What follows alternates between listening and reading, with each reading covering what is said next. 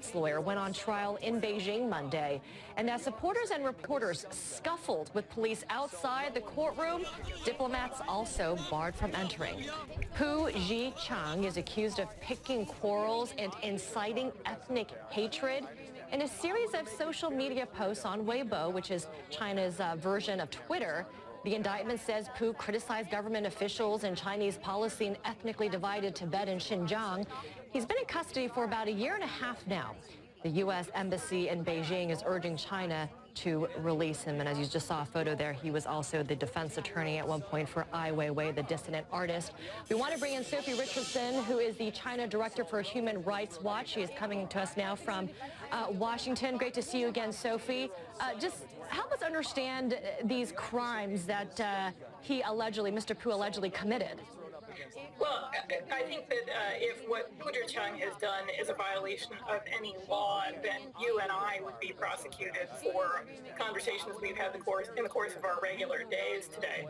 You know, he's essentially criticized government policies about Xinjiang and Tibet and raised concerns about different aspects of potentially looking at 8 years in jail.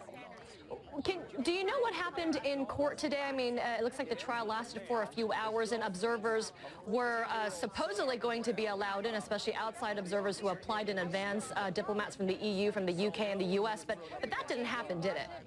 No, it didn't. And, you know, you've got a great trifecta of China stories that show just how, I think, perverted the legal system there has become. Many diplomats had applied to have access to the courtroom. They were turned down, as is often the case. Only a very small number of family members were allowed in. The proceedings inside the courtroom, I gather, were fairly straightforward, at least from a procedural perspective.